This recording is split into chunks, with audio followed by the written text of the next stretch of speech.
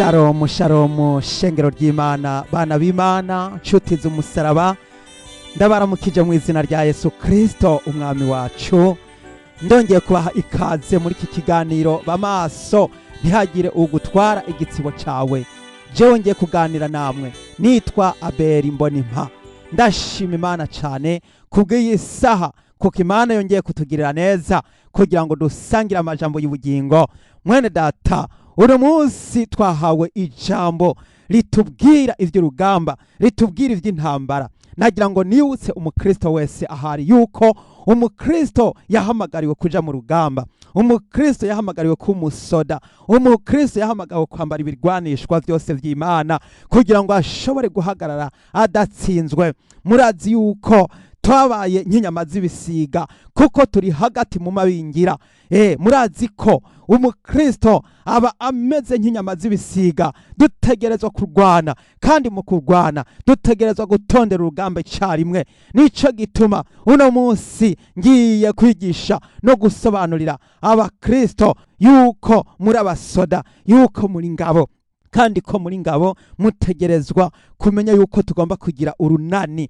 Dutegerezwa kugira urunani tukarwanya umwansi. Uno munsi ngiye kukubwira umwansi tugwana uwari we. Abantu benshi baramaze gusinzira, bariyobagiza, ntibaba bacibuka yuko bari ku rugamba. Ugasanga bavyina nta kazoza, ntibazi ko bahirikiwe n'inkota. Erega mwene data, ijambo ry'Imana liraje kukubwira yuko utagavye, utabaye maso baraguhitana, kandi uragenda, kandi ugiye ntuzogaruka. Nukuvuga ngo iyo umuntu agiye ni muri sansi nike, ntabwo ari sansi inverse, ntabwo ari ahantu uzogenda ngo ugaruke.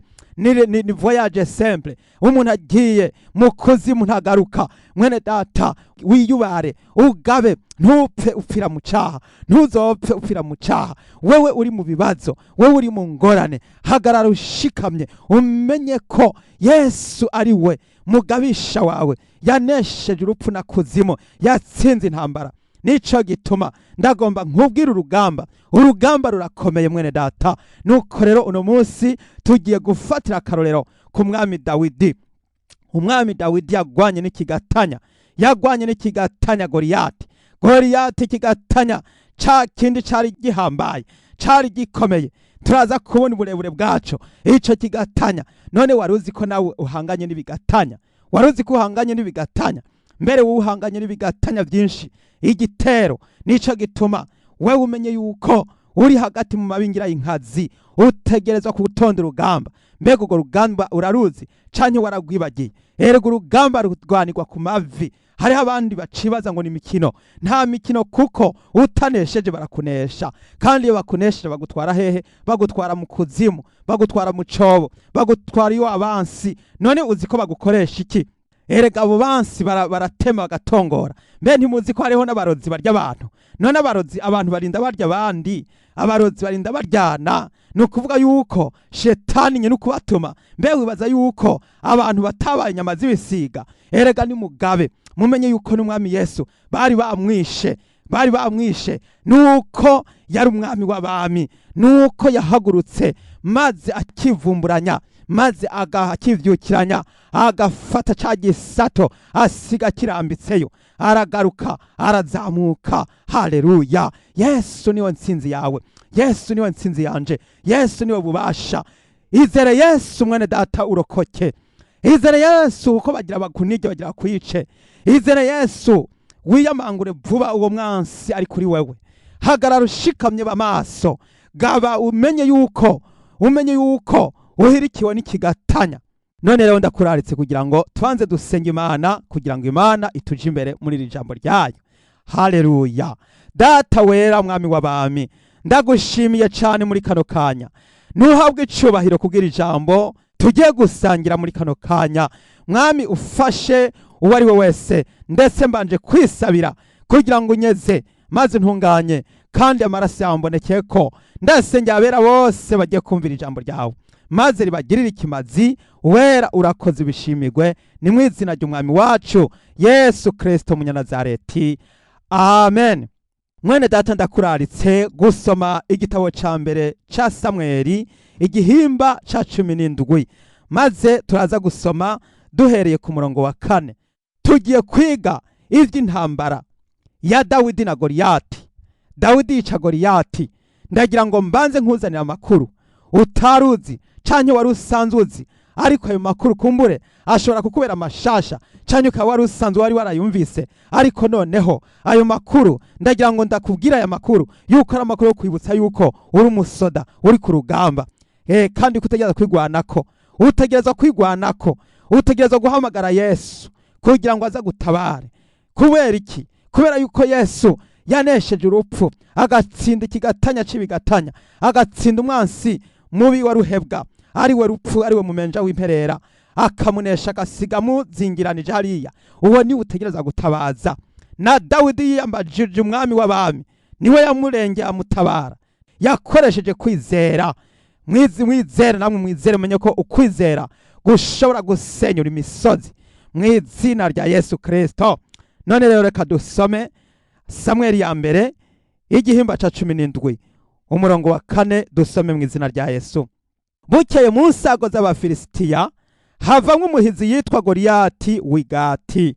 Uburebure bwiwe bwari amatambwe 6 y'ukuboko uciriye mu nkokora, n'itambwe rimwe ry'intoke, kandi yari yambaye inkofero y'umuringa mu mutwe, n'umwinjiro ukozwe mu miringa urivye shekeri 5,000. Ku maguru yari yambaye ibikingira imirundi bikozwe mu miringa, kandi yari afise agakobero k'umuringa nyene gatendera inyuma mu butikorwa. Uruti rw'icumu ryiwe rwangana n'umwaro ujishwa kw'impuzu icumu, ubwaryo ryari ryo mu vyuma, ryari ririvye shekeri 600. Kandi uwamutwaza inkinzo yaja imbere yiwe, arahagarara atera kamo ingabo z'Abisirayeli ati, niki cabazanye gutonda urugamba? Mbega sindi Umufilisitiya namwe mukaba abaja ba Sawuli? Enda nimwitorere umuntu amanuke aze duhwane, niyashobora kundwanya akanyica tuzoba abaja banyu, nanje ninashobora kumutsinda nkamwica, ni mwebwe muzoba abaja bacu, mudukorere. Uwo Mufilisitiya arongera aravuga ati, uyu munsi ndagaye ingabo z'Abisirayeli, enda nimuzana umuntu twimarize twempi. Maze Sawuli n'Abisirayeli bose bumvise ayo magambo y'Umufilisitiya barihebura, bagira ubwoba bwinshi. Mwene data, abantu benshi bamaze kugira ubwoba bwinshi. Abantu benshi nagira ngo nkangurira abantu muri groupe bamaso, ndababwira yuko hari abantu benshi bamaze guhinda umushitsi iyo wumvise amagambo ya Goliyati, baca bahinduka umushitsi, ugasanga barakwiye ibibimba, bakaja guturubuku, bakaja kwinyegeza. Mwene data, uyu Dawidi tuza kubona inkuru ziwe, yahagurutse gutsinda Goliyati akamunesha.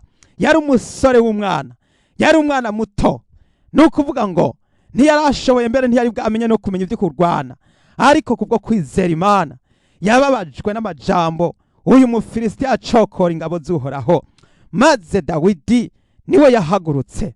Ndagira ngo nkubwire yuko uyu mwansi bariko baradusobanura ubunini n'ubwaguke, ni vya vyaha vyirirwa birakwizingirako, ugiraho wosenze ugaca uvuga ngo oya, ngo ntavyo noshobora, ukagiraho wohagurutse gutonda urugamba ugaca usanga birakurengeye. Ndagira ngo nkubwire yuko uko wisamarako, uko uzubara, niko umwansi ariko arakuniga, niko umwansi arimo aragutwara mu cobo, niko umwansi arimo aragusenya, niko umwansi arimo aragutsinda. Uko ugira ubwoba niko nawe uri kuraneshwa.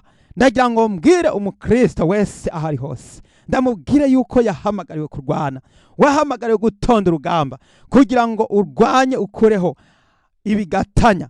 Ibi bigatanya byasuye kuza. Nuna munsi hari ibigatanya dufise muri iki gihe, ni ibi bigatanya biko birateza intambara mw'isi, biko birateza ibiza bikaduka mw'isi, bigahitana abantu bagapfa, abandi nabo bakiyambika udupfukamunwa, abandi nabo bakiteza inshinge, abantu bagategwa n'ubwoba, bakumva yuko batiteje n'ibyo bishinge batazosubira kubaho. Abandi nabo ugasanga aravuga ati hako jewe noza kwiyerekana ngo bambone nopfuma ninyegeza. Mwene data, ndagira ndakubwira yuko Dawidi amaze kubona yuko uwo mwansi Goliyati yabiciye bigacika, Dawidi yarasokorotse. Haleluya! Dawidi yarasokorotse. Uyu mwansi yatanguye kuvuga ngo nihagira uwusokoroka mu Bisirayeli aze duhure.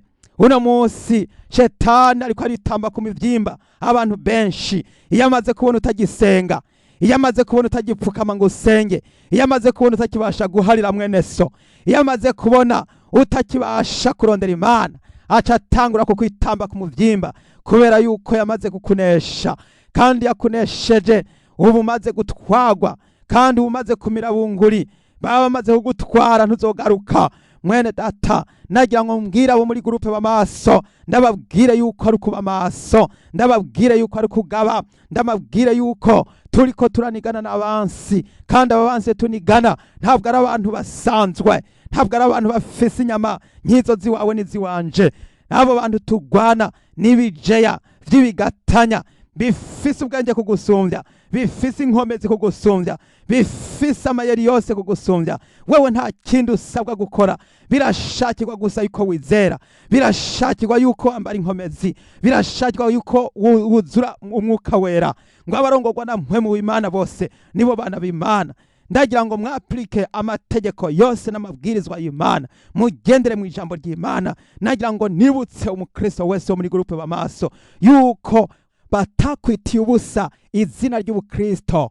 Ntabwo witiwe ubukristo kubusa, ntabwo iryo zina ry'ubukristo byaje kubusa, byaje kubera witwa umukristo, kuko ushusha canke usa na Kristo. Kristo nawe ni umugabisha w'ingabo. Izo ngabo Kristo niwe yanesheje, yaratsinze umukuru w'ibigatanya, yaratsinze shefu w'ibigatanya, yaratsinze ca gisato c'amahero, yaratsinze ca gigatanya, yaratsinze wa mwansi w'ivyiza, wa mwansi w'Imana, yaratsinze urupfu. Urupfu niwe mumenja w'imperera. Mwene data, waruzi ko abantu kwisi bameze nk'inyama z'ibisiga? Rindi ruraza kuraba hano ijambo ry'Imana rikorera bivuga ukuntu uyu Mufilisitiya yaciye atangura kubwira Dawidi. Dawidi amaze kuza yamubwiye ngo agira ngo amubagire ibisiga. Aya majambo dukomeze tuyasome ku murongo wa 42. Nuko wa Mufilisitiya abonye Dawidi aramwitegereza, aramukengera, kuko yarakira umwana w'umusore kandi yari inzobe w'umunyakaranga. Wa Mufilisitiya abaza Dawidi ati, mbega ugira ngo ndimbwa kuje kundwanya ufise inkoni? Araheza avuma Dawidi mu mazina y'Imana ziwe. Uwo Mufilisitiya abarira Dawidi ati, ngwino nkubagire ibisiga vyo mu kirere n'ibikoko vyo mu ishamba. Mwene data, waruzi ko muri nyama z'ibisiga, waruzi ko turi na nyama z'ibisiga? Yesu Kristo nawe yaravuze ngo eheraba batumye muri hagati mu mabingira y'inkazi. Nagira ngo mbwire umuntu wese w'umukristo yuko abantu bagenda ari nyama, kandi izo nyama ni nyama z'ibikoko. Ivyo bikoko birashamaje. Mbega ivyo bikoko ni ibihe? Hariho ubusambanyi aho hanze. Iyo fashwe n'imarayika guhitana ubufashwe ugiye bakuriye bakumaze, baba kwishe. Umurozi nawe aragabirije. Iyo utanguye kuja mu ntege nke arakuroga, kandi yagufashe arakwica, kandi yakwishisha gutwara bakakubaga inyama bakarya, bakamanika imirango. Mwene data, nagira ndakubwire yuko iyo umaze kurwa itabi n'urumogi bica bihamagara biti ya nyota na vya bindi by'isi biragukeneye, ugaca utangura kubona yuko ugomba kwiruka mu bagenzi bo mw'isi.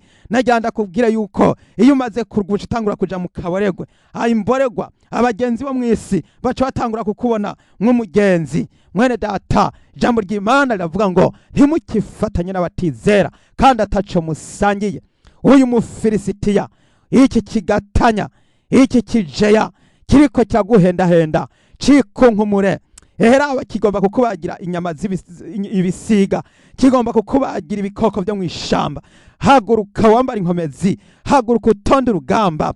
Ndagira ngo nkubwire uno munsi ngo wambara ibigwanishwa byose vy'Imana, ibigwanishwa vyo mu kurya n'ivyo mu kumoso, mw'izina rya Yesu Kristo. Paulo yarabidondaguye ati, mwambara inkofero inkofero y'agakiza, mwambara inkota ya mpwemu ariyo jambo ry'Imana, mwambara inkinzo y'ukwizera, mwambara icuma gikingira gikiriza c'ukwizera, mwambara inkweto z'ivy'ubutumwa bwiza. Nagira ngo nkangurira abavuga butumwa n'abantu bose bagomba gukorera Imana ko mutegerezwa kwibangikanya ivyo bigwanishwa vyose kugira ngo mutware ubutumwa bwiza, musemerere mubwira abantu yuko ari igihe ciza cyo gutonda urugamba.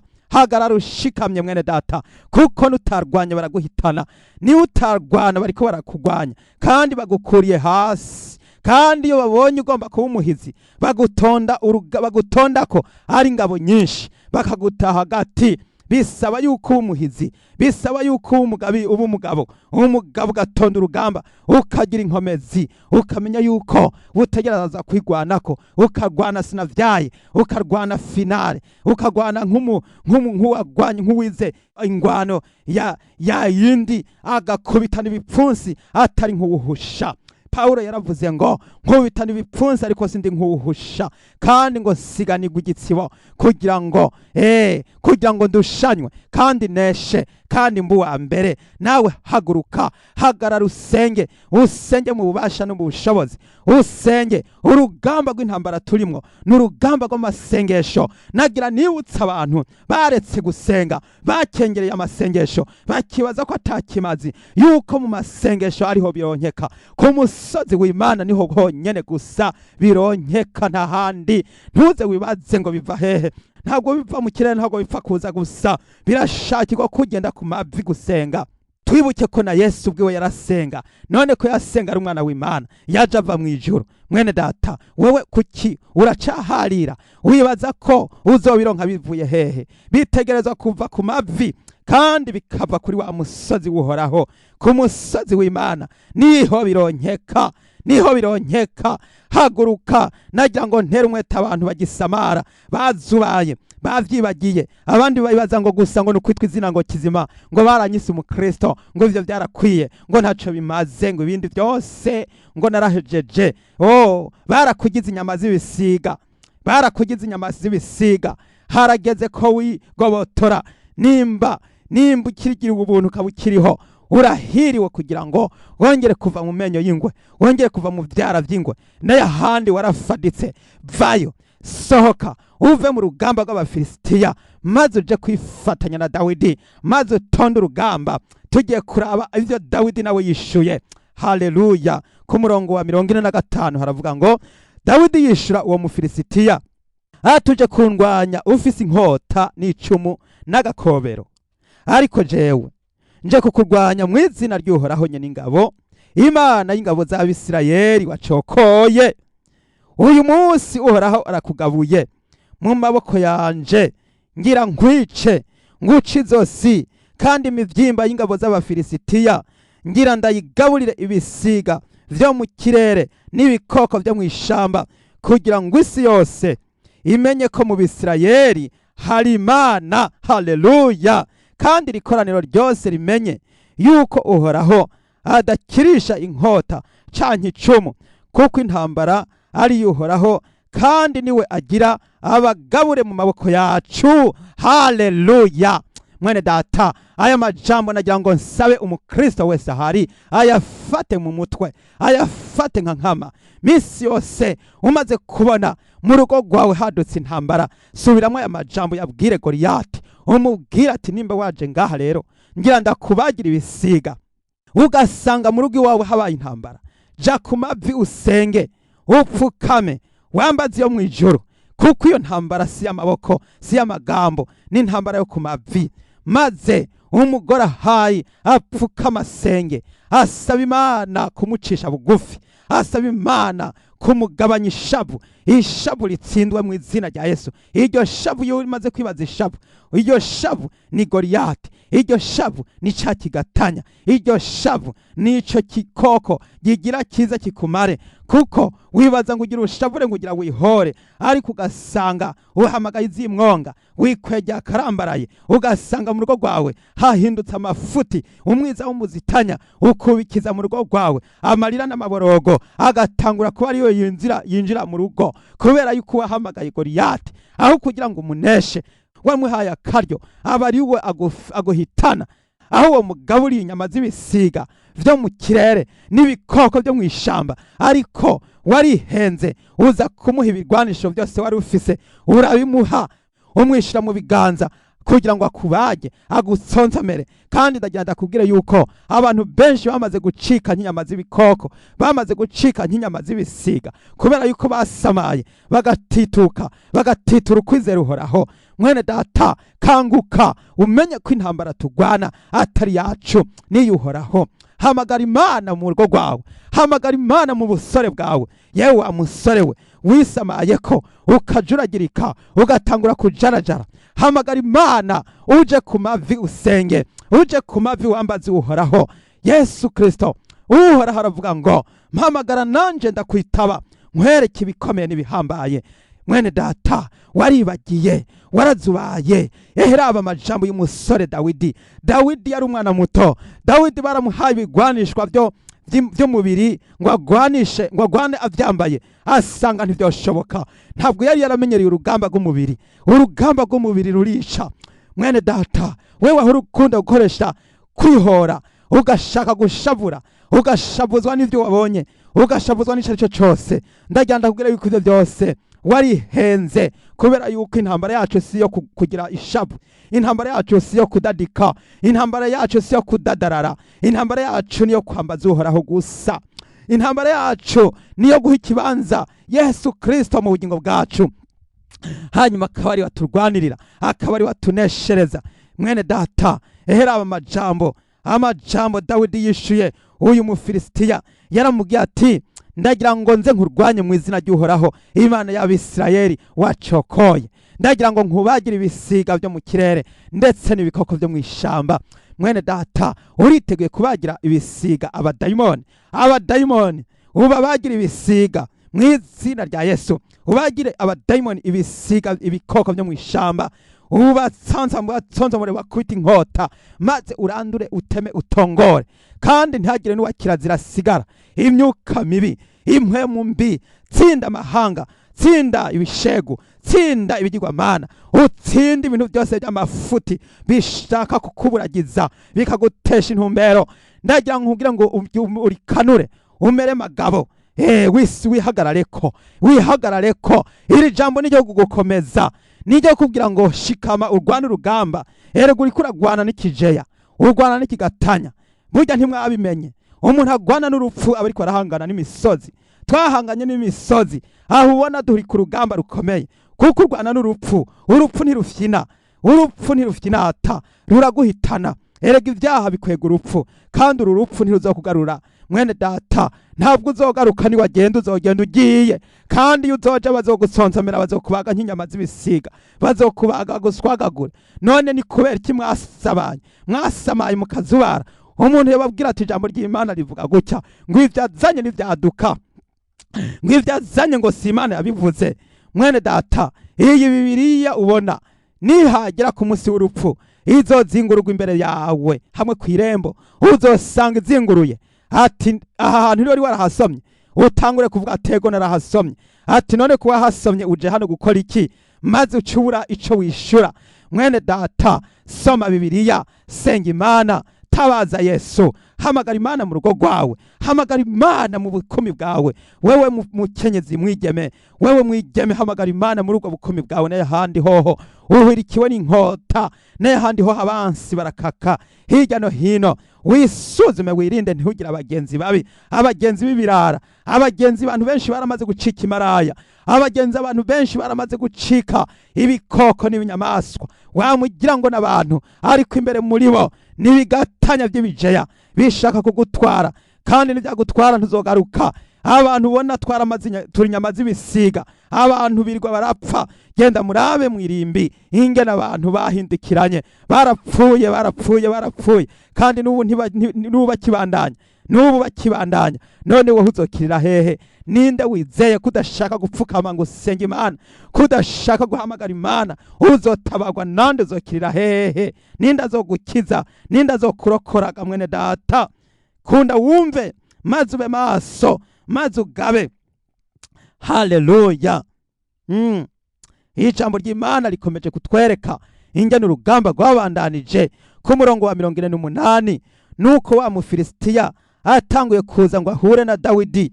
Dawidi arabandanya ariruka atumbereye ingabo z'Abafilisitiya ngo ahure n'uwo Mufilisitiya nyene.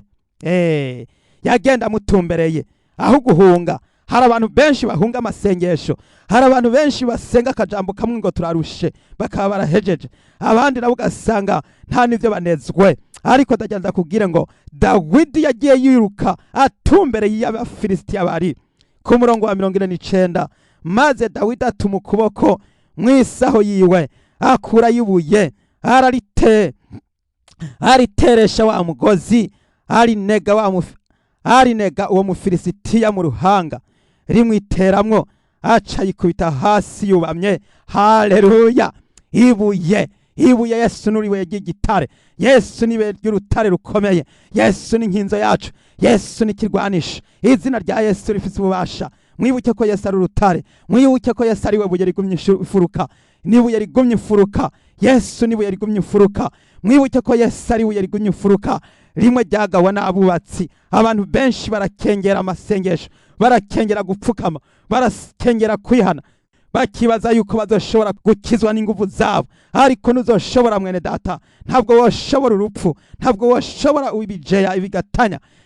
Ndagira nkubwira ngo urondera ibuye ari ryo Kristo, maze uritere. Iryo buye nirihe? Nugushikama, wubaka urugo ku rutare, wubaka ukwizera kwawe ku rutare. Inzu itubatswe ku rutare irasenyuka. Mwene data, ni wubake ku rugo rutare. Abumva amajambo y'Imana bose bakayakurikiza bameze nk'umuntu yubatse inzu yiwe ku rutare. Isegenya irasegenyesha, isuri irasuriranya, imvura iragwa, igihuta kirahuta, bisurira kuri nyanzu, ariko ntiyaruha inyiganyiga kuko yari yubatse ku rutare.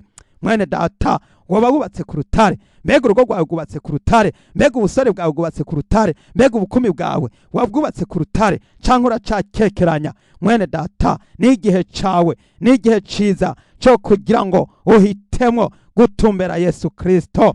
Haleluya. Imana ihabwa icubahiro. Haleluya. Haleluya. Haleluya. Umurongo wa 51 haravuga ngo maze Dawidi arirukanga, amuhagarara hejuru, asumira inkota yiwe, ayimusokora mu rwubati, aramuhohosha, amucizosi. Haleluya. Maze Abafilisitiya babonye umuhizi wabo apfuye, baca baratemesha. Haleluya. Nagira ngo Abafilisitiya batemeshe muri groupe bamaso. Igihe groupe bamaso muzahaguruka mwese, mukaba abasenzi, mukaba abahizi, mukaba ingabo z'Uhoraho. Ico gihe Abafilisitiya bazohunga, Abafilisitiya bazokwiruka, Abafilisitiya bazotemesha. Mu Kristo hagarara wambara ibigwanisho ushikamye, kuko ni washikama impwemu mbi zizohunga, ni washikama abarozi bazohunga, ni washikama abapfumu n'abategatega ndetse na bamwe bakibandwa bazohunga. Ntibazosubira kuguhagarara imbere, kubera yuko wuzi ubushobozi. Dawidi aho yarari hari hahagaze umugabo w'ikibengebenge, kuko yari ku bushobozi bw'Imana. Umuriro waraka, kuko yari ku bubasha bw'Uhoraho. Yesu Kristo akugirire neza.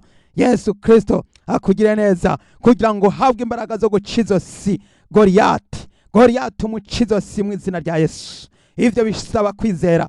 Ndagira ngo nsengera umuntu muri kano kanya yumva ashaka kwinjira mu bushobozi, yumva ashaka kwinjira mu bubasha bw'Uhoraho, mu bubasha bwo kwizera. Wizere yuko ibigerageza byose biri imbere yawe, uhaguruka ugasenga, ugafata amasengesho ataraye iminota 5 ataraye iminota 10 gusa, ugafata umwanya wihariye ugasenga wivuye inyuma, ukava hasi ugasenga, ukava hasi ukisonzesha.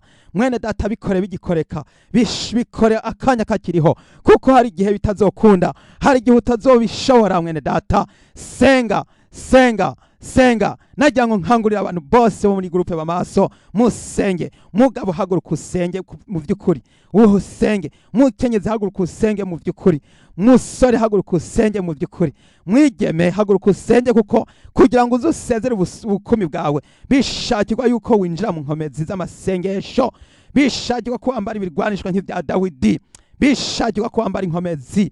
Haguruka usenge mwene data, haguruka usenge wambara inkomezi, maze wambara ibigwanishwa. Umenye yuko Dawidi yari yararobanujwe amavuta. Ico gihe yaramaze kurobanuzwa amavuta. Nawe witwa warobanujwe amavuta, kuko kwitwa umukristo bisobanurwa umuntu yarobanujwe amavuta. Haleluya! Ico mukimenye, wararobanujwe amavuta. Mbere warobanujwe amavuta nkajya y'umwami Dawidi, kubera yuko wasutswe ko mpwemu yera. Erega mpwemu yera yaratanzwe, erega ubushobozi twarabuhawe ku munsi wa Pentekoti. Turafise inkomezi muri Kristo Yesu Kristo. Jambo ry'Imana ravuga ngo abari muri Kristo Yesu nta rubanza ruzobatsinda. Hagarara ushikamye, umenye yuko intambara turwana atari umubiri, kandi ubutame dutama atari ubw'ubusa mu mwami.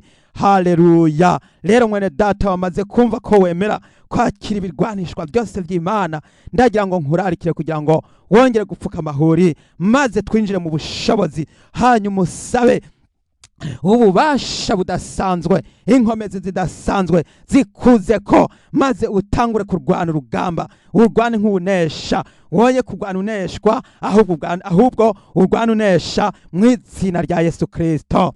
Dusenga Imana.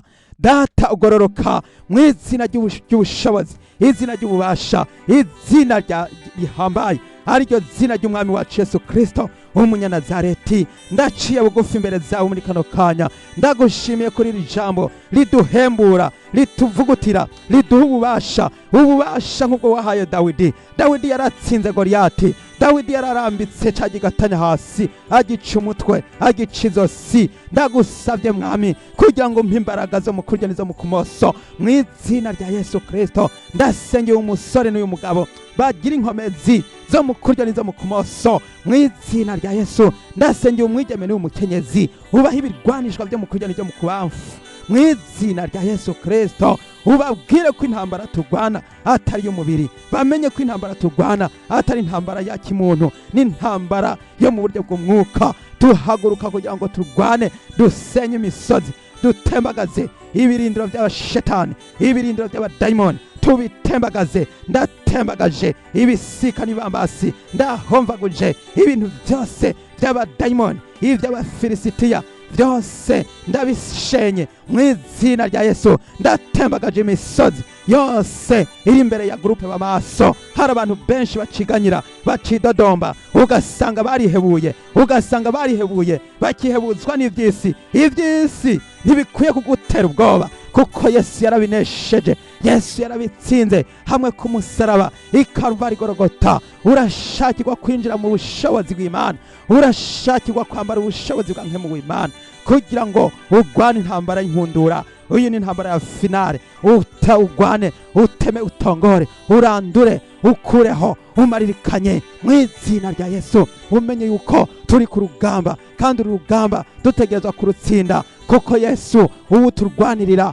yaratuneshereje, yaratsinze, yaranesheje imizimu, yaranesheje ibitega n'amahembe, yaranesheje abarozi, yaranesheje abantu bo mwisi, ibintu byose byose yaratsinze. Ubu ni muzima, arazamuka, abyagira uburyo bw'Imana, kandi ubu niwe yiteze kuza gutora ishengero, yiteguye kuza kuntora, yiteguye kuza kugutora. Bamaso, witegure, umesure impuzu zawe, kugira ngo Yesu azosangire maso.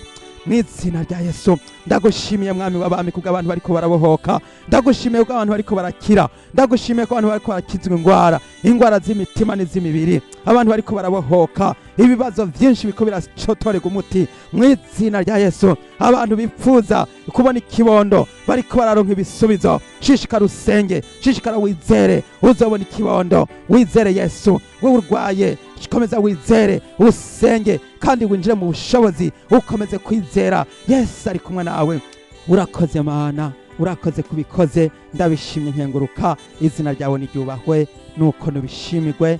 Ndagushimiye ku bantu babohotse, ndagushimiye ku bantu basobanukiwe, ndagushimiye ku bantu bahawe ibigwanishwa byose by'Imana, kugira ngo noneho guhera uyu munsi bahereye nonaha batonde urugamba kandi baneshe, batsinde intambara. Urakoze kubikoze, izina ryawe niryubahwe, ndabishimye nkenguruka, ni mu izina ry'uwatwitangiye Yesu Kristo umwami wacu, amen. Mwene data, ufise umutwaro canke ukaba ufise igishinga ntahe, woduhamagara kuri izi telefone zikurikira: igiharuro 1 819 588 ubusa 7. Mwese abo twari kumwe mu ijambo ry'Imana, ndabipfurije amahoro y'Imana. Yesu abahezagire. Shalom shalom.